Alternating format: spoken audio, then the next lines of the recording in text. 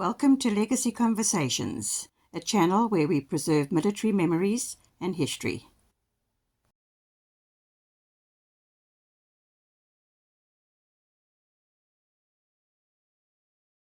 Hello everyone, it's Cobus here. I'm excited today because we have a real-life fighter pilot telling us about the Cheetah, the one they call Spotty. It's the one which is painted as a cheetah.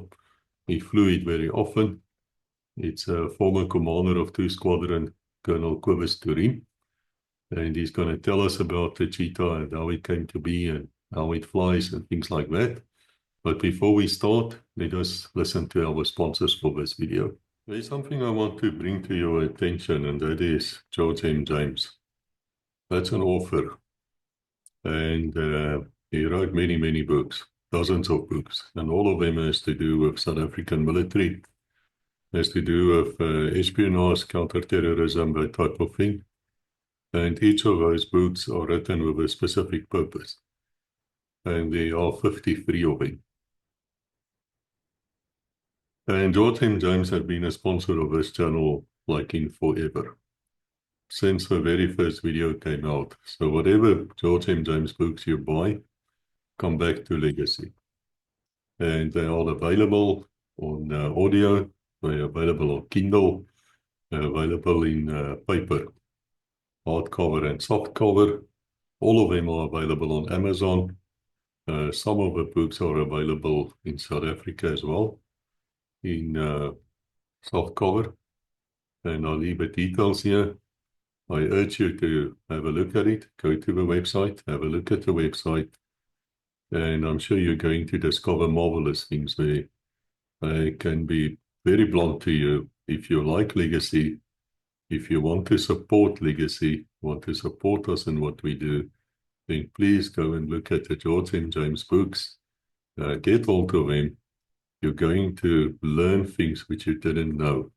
And a lot of the things we've discussed on Legacy has also come out in those books. And what is fascinating, those books were written before Legacy came.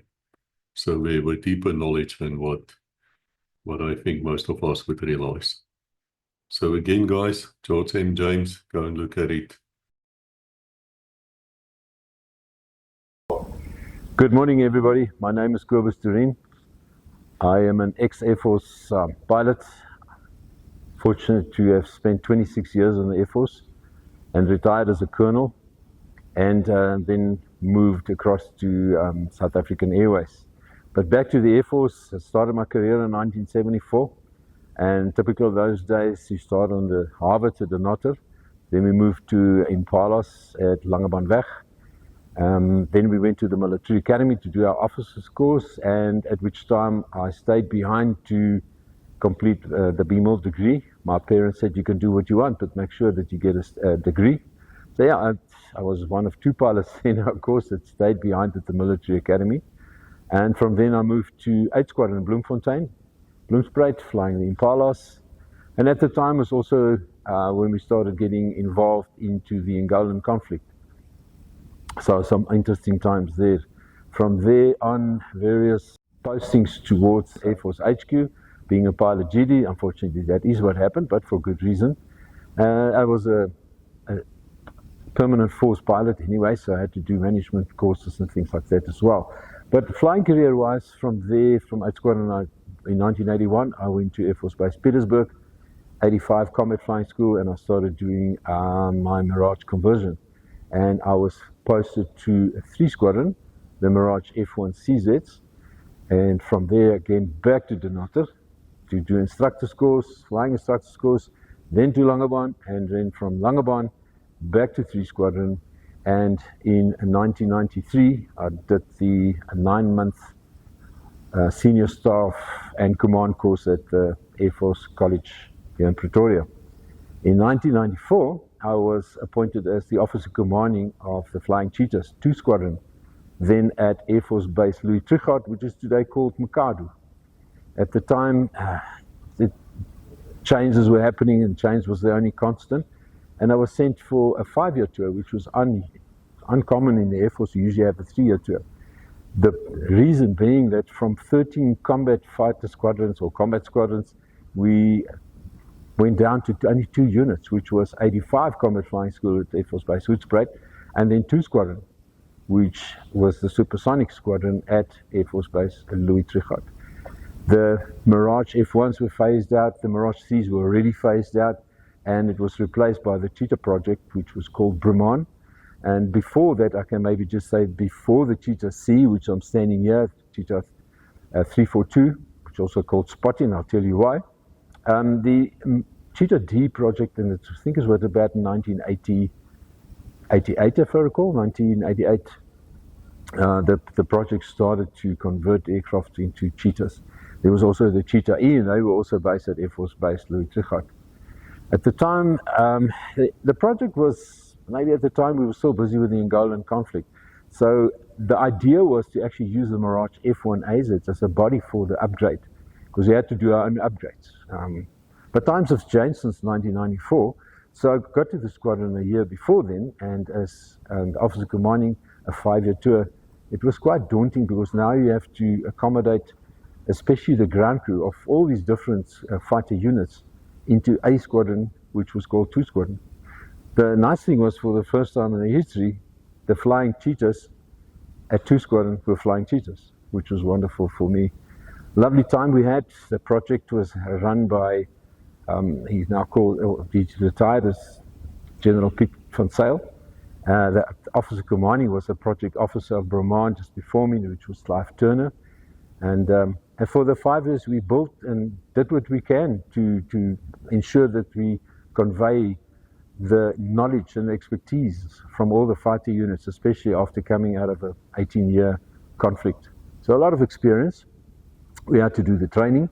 There was a Cheetah D flight, which was run by Johan du Plessis, myself as the OC of 2 Squadron, and then we had the ops officers. At the time, we were 5 lieutenant colonels at the 1 Squadron, and especially the army guys could not understand how that works. Now, Spear, which was John Erasmus, was our operations officer.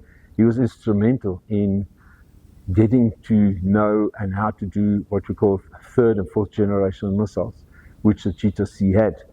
The Cheetah C was designed as a multi-role aircraft, where previously we had specific air-to-air and specific air-to-ground attack squadrons, when the reconnaissance was another function. And here we are at the Cheetah C. The one that is standing here is the only one we have here in the museum, and as you can see, it's a bit of dust. And just coming back to the Air Force Museum here at Swartkop, I recently joined the Friends of the South African Museum, because we have to look after our own heritage. And I think to just come and watch your own aircraft, I mean, what a privilege and an honor to do so. Unfortunately, it comes with washing the hangar floors as well, but I mean, this is what we do. So actually, whilst I'm talking, I would like to extend a welcome to all the pilots in the ex-Air Force pilots. They're not in the Air Force anymore, or even the current Air Force pilots, to come and help you. Because we need hands, so we need money. But with money in no hands, it's not going to work. Back to the aircraft. So here we stand at Spotty. Show number was 342. And the reason why it was painted in this, at the time, this was a brand new project, a very expensive project. And the SAAF 75 roadshow, I don't know if you remember all the air shows in 1995.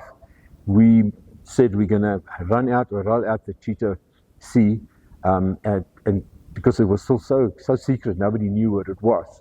And we partook in every single air show at the time. Unfortunately, the aircraft all look the same, and why I say unfortunately is what we did at the air show is we demonstrated in-flight refueling.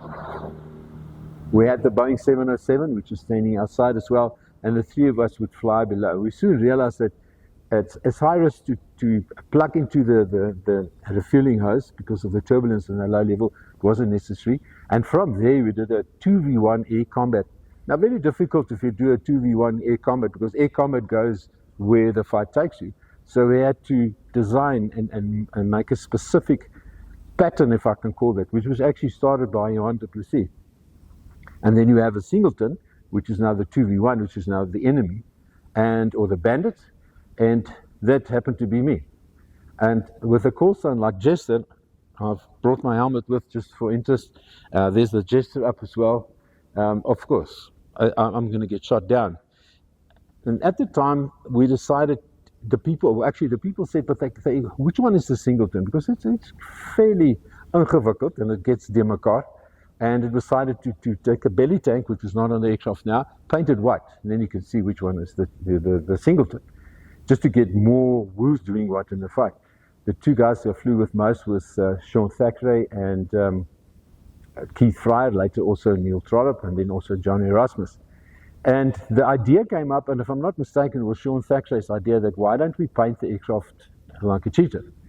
Now, for those who know the Air Force as well, all over the world, there's fighter squadrons who've got one aircraft painted in a tiger or cheetah or a lion type camouflage. Well, it's not even camouflage, and there's a tiger meet every once a year. It still is.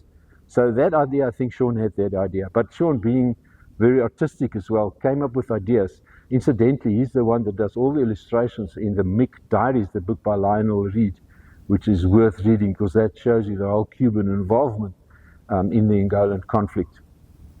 However, to get permission from the Air Force Council, that was a different story, because now why would you paint a brand new, highly operational secret aircraft to look like a cheetah? Now, we had at that time no idea. It was kept secret from us as well what the cheetah is going to look like.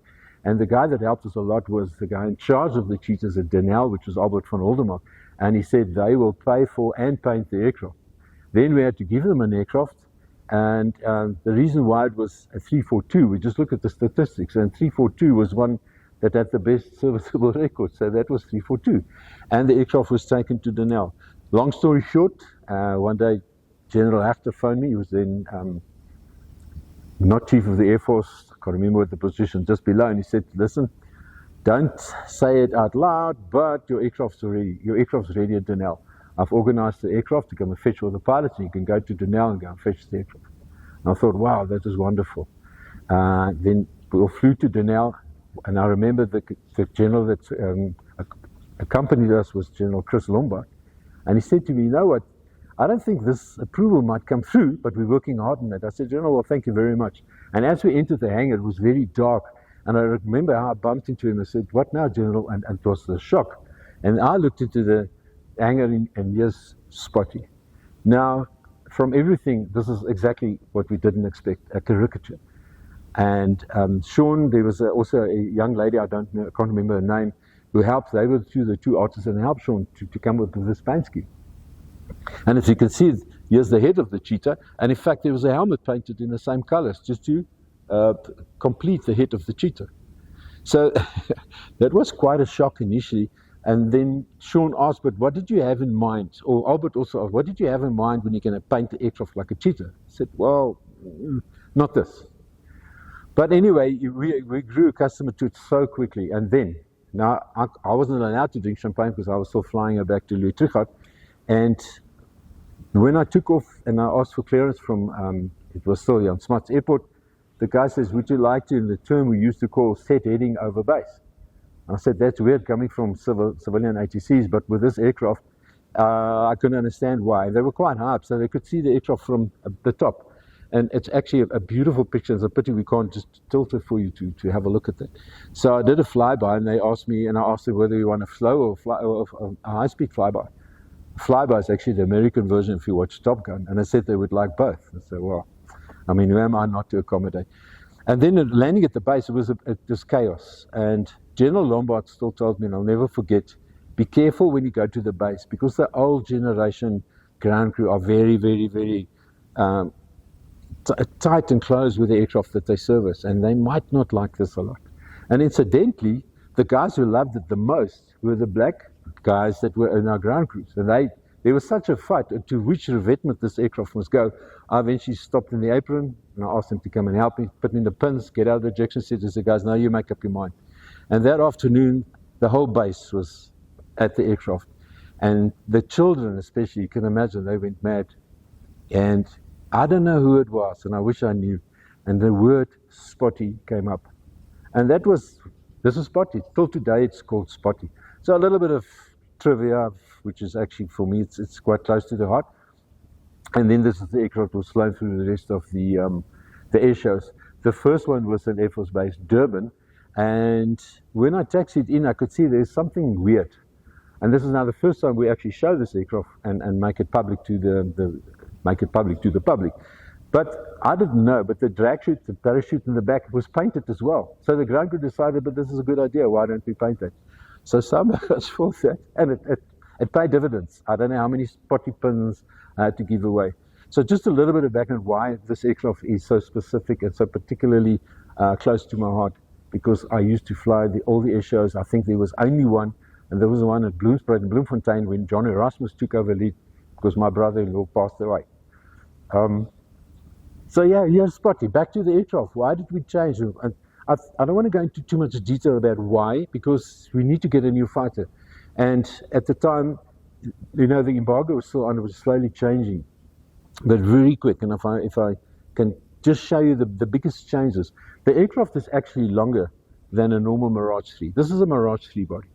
And they put in a plug, and if I can show you where it is right here. A plug to put all the electronic warfare in and all the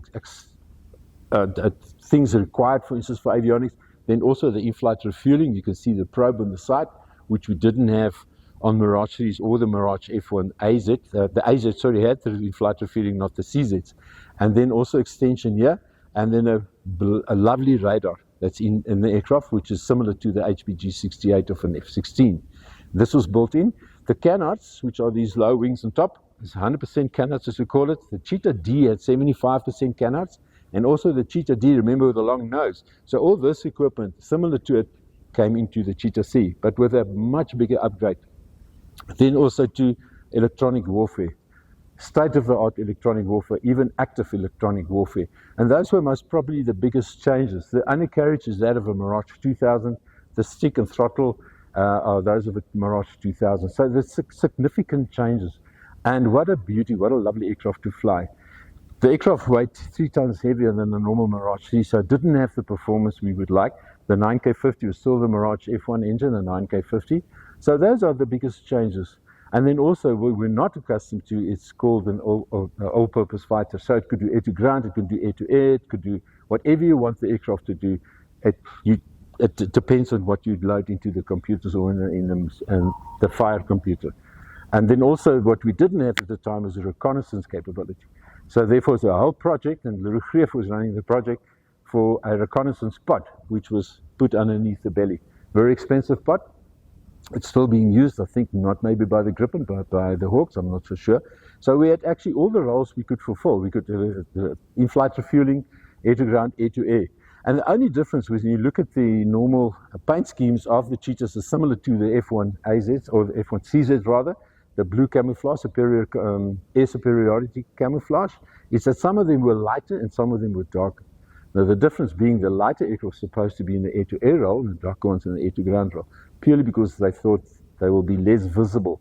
However, we use both the color scheme, so in essence, in training, it didn't make a difference. I think the biggest problem, not the problem, maybe the saddest thing is, it's not sad, I must just get the right word. The war ended, and then that's a good thing, make no mistake. But then we had the Cheetah C. We had all the missiles on the aircraft. There's another long story.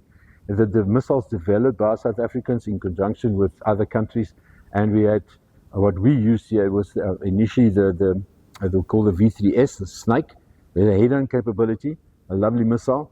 And then eventually the V4 was part of the data project. In fact, the Snake was also part of the data project. And all these projects, I tell you, the knowledge that we have here in South Africa, or had at that time, was just amazing. And we had all this, and I said, would you go with this aircraft into a war? I said, you know, the MiG-23 is a beast, but the MiG-23 does not have what we have now. Maybe the missiles are a bit more advanced, but you know, with the electronic warfare we had, the radar we have, the head-up display we have, we would have. Incidentally, after 1994, the world opened up. So we had, coming to 1995 with the airshow was wonderful. The Sukhois were here. The Sukhoi, they called it the 30 and the 32. The 30 was the dual-seater, and the 32, the single-seater, was also painted, not like a Cheetah, but similar to a Cheetah. So it's so lovely to fly. The late Herman Potgieter took quite a lot of photographs. And I was very fortunate to be there at the time. Now you're meeting the Russians, of all people who fly with the Russians. And we escorted the 2 Sukhois from Air Force Base Waterkloof to Louis Trichardt, we had a British AWAC that did mission control for us, whilst the AZs from Hoedspruit, the Mirage F1 AZs were still flying, were trying to intercept us. Now is that for where we come from and where we are today. And then I was very privileged to fly in front. You fly in front in the Sukhoi 30 with the Victor Pukachev, the guy that does the Cobra. I wasn't allowed to do the Cobra, but I was allowed to do the air show. But also they don't do the Cobra in the Sukhoi 30 purely because it doesn't have fly-by-wire. He can do it in the Sukhoi 30, which he showed us, because it's got fly-by-wire. So it was a wonderful time. It's 5 years. There were a lot of opportunities. I don't call it problems. There were a lot of opportunities. And summer the resilience of the crews, everything just worked well, and we make it work. And then we became the best squadron. I think it was in '98, and the second best unit in the Air Force. And that makes everybody so proud for all the work we've put into it. And I still salute everybody that was at 2 Squadron at the time. What I also like you to show is just, and this is the shirt was designed to look like an overall. Now, the only reason I'm not wearing this overall is because they have I think they shrink in time, so I didn't wear it. But yeah, that was our 2 Squadron badge, my call sign, gesture, and the surname. We even had the blood group on, but that was during the conflict. And then just the wings, the rank, the Mach 2 +2 badge, and then also in-flight refueling, and then proudly South African, just to give you an idea what the overalls look like. Very hot when it's hot, and not warm when it's cold. But the bottom line is that this was our equipment, and we were very proud about our equipment. A little bit further about the Sukhois. During the time, and this was during the arms project in 1995, we, apart from flying in the Sukhoi, we were allowed to fly with them, we talk with them. We also had some air combat against them. Now, this can take an hour, but Johnny Rasmus was instrumental in making sure that we understand how 5th generation missiles work. And with the V4 data we had, and with electronic warfare we had, and with the radar and equipment we had, we weren't scared to take him on. Now remember, there was Alexander Karchevsky was a military guy, military test pilot, where Victor Pukachev was a civilian test pilot. So we put Alexander in, and I have a lovely painting from the late Rainer Sevier with the Sukhoi 32 sitting here behind Spotty. Now, running in, mission control, they can bring you close to the aircraft. Our radars are very good, but their radar is about that size. So you can imagine that radar alone burns through the radar and burns through the electronic warfare. And we just go down, because that Sukhoi is a huge aircraft. And we were very good at picking up aircraft at long distances, and we'd come underneath and try to fire a missile. Now, I think once, if you don't shoot him down, I think with the performance of the 32, if you miss, maybe you eject, because you're not going to get away. Unless what we're also good at is going down and fly low level. We spent years and years in the Angolan conflict flying between the trees low level. Maybe not as much as our chopper friends, but we accustomed to fly 500-600 knots low level. I left the squadron in 1999. I went to HQ and I became the Deputy Director of Combat Forces at the time. So I was still involved with the squadron, which was lovely. I did my in-flight refueling. We did it with the British, the Royal Air Force, on a VC-10. I remember the center tank, which we didn't use the Boeing center tank much. So that was my first center tank refueling. What a lovely way to work with other air forces, which we were never allowed. Even in 1995, I was also invited to come to the fighter meet. Not the fighting meet with the aircraft in London, and from there I went to Air Force Base Leeming with the late Rick Kalpen, and Stein Venter took me there. He was the attaché, and I flew in the backseat of a Tornado. So the world just opened up, and it was wonderful. And we even had the Cheetah at La Bourget, the air show as well, although we didn't fly. So I left in '99, and from then on, when the world opened up, and from stories I heard, the F-16s came, the F-15s came and visit. The Tornadoes from Germany come and visit. We had the Tornadoes also from Air Force Base Leeming. That's why the visit was there. And without a doubt, everybody said they cannot understand how the South Africans managed to get into 5th generation missiles, having had the old stuck into the 2nd generation infrared missiles. And it was wonderful what the squadron achieved. And Victor Karchevsky by himself, he says in Russian now, and my Russian is not so good anymore, and he said they like fish and water. In air combat, they like fish and water. I said, but we had to survive with not having the right equipment, and especially when coming up against the MiG-23s, which I fortunately didn't get account, and also unfortunately, but only the MiG-21s. So that part of the history was actually instrumental in people realizing what the Air Force could do. Unfortunately, at the time we were running out. The allocation of funding went more to personnel than to aircraft and fuel. So unfortunately, it didn't close down, but it lost momentum. And then the Gripen and the Hawk projects came in. So in closing, people, the aircraft are here. Here's the Cheetah C, Spotty of all Cheetahs. The next, right in front of me is the Apache Dawn, the Mustang. There's the Vampire. Behind me is the Buccaneer. There's so many things here to come and see. Come and visit us here at Swartkop and come and partake. We can sell you some coffee, tea, caps and shirts. But the main issue is come and visit us. Come and have a look at the aircraft. And if you see your way open, come and help. Come and help and wash the aircraft. It's our heritage and we need to look after that. Thank you very much. I'm Phil Skellen. I'm the president of the NEC of the Friends, and I also serve on the Museum Council since 2008. I'm also a military veteran. I served in 3 SAAF in the 70s and 80s. I am here to tell you a bit about the Friends. The Friends is an organization that is actually a force multiplier to the museum staff, and we're here to provide assistance in restoring aircraft, maintenance to the museum, and also to guide the public around the museum. We occupy the museum on a Saturday that the museum staff can have a day off and they don't need to be here. And that's what we basically do. In these functions, we identify projects and we obviously commission projects and we do them. We raise funds by various means, mainly selling beverages and food on flying days and on museum days. And that's our main source of income. And that's basically what the Friends do.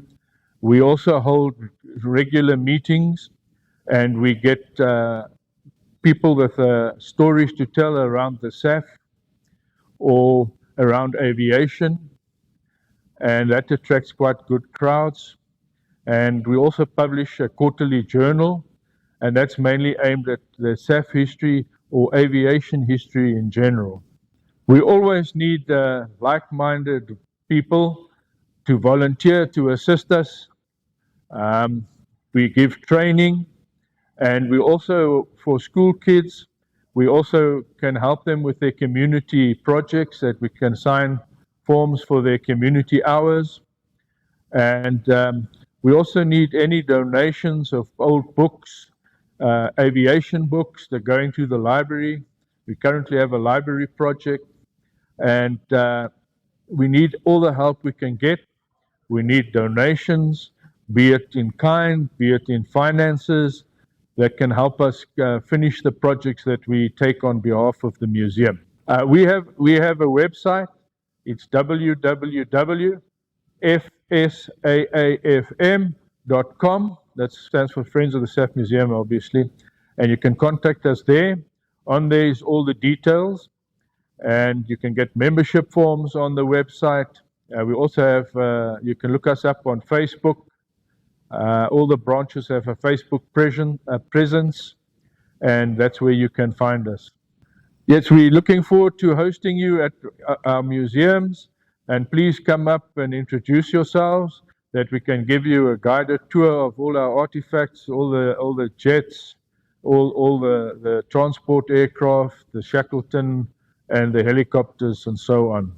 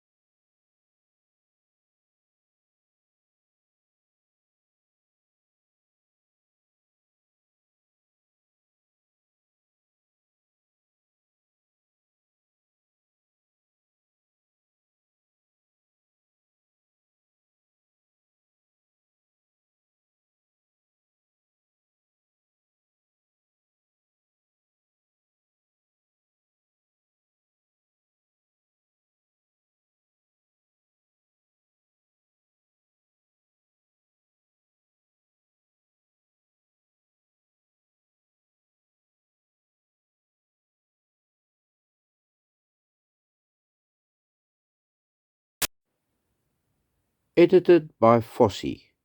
If you'd like to see what he gets up to in his spare time, do please visit his own little YouTube channel, Fossey at Treasure and Treats. Links included below. Your support would be highly appreciated. Help me grow my little channel. Thank you. Dankie. Inkos kakulu. Bye. Thank you for watching. Please like, subscribe, and ring the bell to receive notifications.